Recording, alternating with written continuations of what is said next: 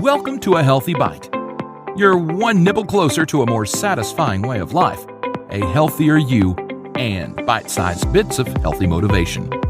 Now let's dig in on the dish with Rebecca Huff. Today we are talking about a subject that affects a lot of people, and that is Lyme disease. And we have Assistant Professor of Biology, Dr. Shawn Beckmann, back on the show with us. And if you remember, he spoke with us in a previous episode about the coronavirus. And today, Dr. Beckmann is going to share some insights about Lyme disease. Dr. Beckmann, can you tell me a little bit about yourself and what you do? Sure. So I'm a biologist down here at Stetson University in DeLand, Florida. Obviously, my main focus down here is teaching, but my research focuses on tick-borne pathogens. So there are these various different bacteria or viruses that are transmitted by ticks to people. We know about things like Lyme disease, for example. And my main interest is in where do these come from? What are the organisms that carry these different pathogens that ultimately the tick gets them from, and then the tick can transmit them on from there? Okay. Well, we had you on before talking about the coronavirus, and you mentioned, what you do at your work. And I thought, oh, wow, I know a lot of people who are going to want to ask you questions about tick-borne diseases, and boy, was I right. So in my group, Hope Lively, I asked, who has a question for Dr. Beckmann, and I was overwhelmed with all the questions they had for you. So I'm just going to start at the top, and we'll try to see how many questions we can get through. Sounds good. Can you be infected by these ticks anywhere, or just in these particular areas geographically? It's a great question, and it's a question that leads to a lot of confusion because particularly, and I'll focus on Lyme because that is my area of expertise. I know about the others, but that's my primary area. When we think of Lyme, we think of one, if not two places in the U.S. We think of the northeastern United States, your middle-Atlantic and northeastern states. A Lyme disease is named after Lyme, Connecticut, where it was first found, and that's where we find a lot of it. We also get a big focus of Lyme in the upper Midwestern U.S., particularly Wisconsin and Minnesota. But Lyme is found in all 50 states. It has been diagnosed in all 50 states, including Hawaii and Alaska. Now, does that mean there's lots of Lyme disease in Alaska? Probably not, and there's probably not in Hawaii either. Those are probably people that went somewhere else, acquired it, and then went home and got diagnosed with it at home.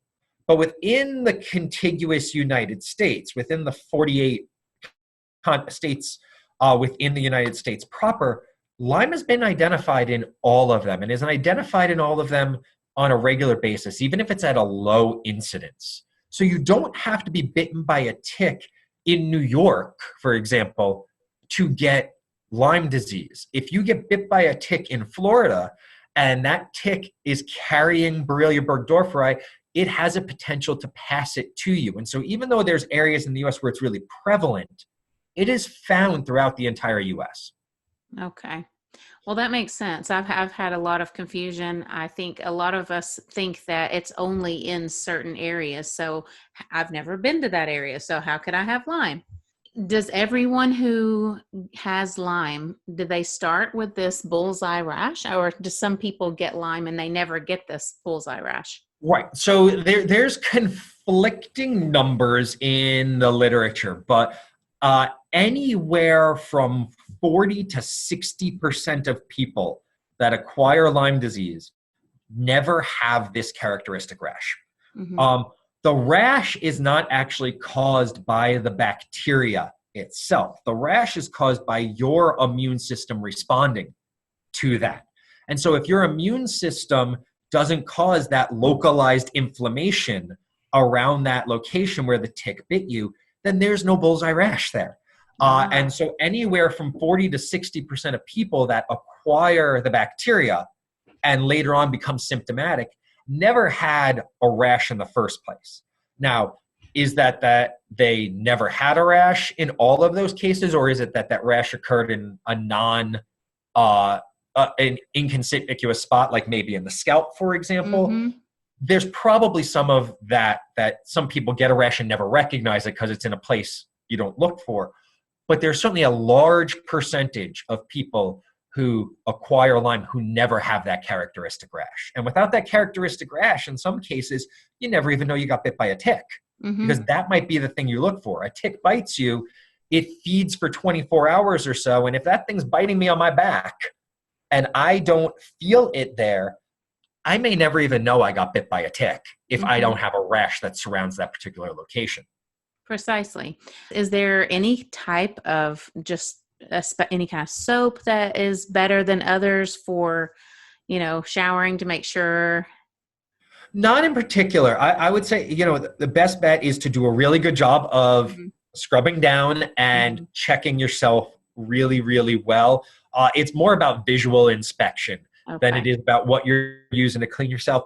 If you've got young children, check them, because kids are notoriously bad at hygiene. I mean, I've got 4 kids. They are terrible when it comes to their hygiene. Yeah. So if I take my son out into the field with me to help me do field work, because he loves to help dad, when we get home, I check him well for ticks, because I know he's not going to do a good job of checking himself. Right. Good advice. Checking your kids, checking your pets, and checking yourself is going to be the best way to avoid issues. Yes. Perfect. Great advice. Well, is there anything that you think we might not have covered that you would like to add? I think we did a pretty good job of covering everything. I don't want people to fear, nature, and to fear going outside, and to fear enjoying themselves. But just like anything else, taking precautions, being prepared when you go out there, knowing that you're going into an area where there may be a ticks, and so wearing the right clothing, checking yourselves afterwards.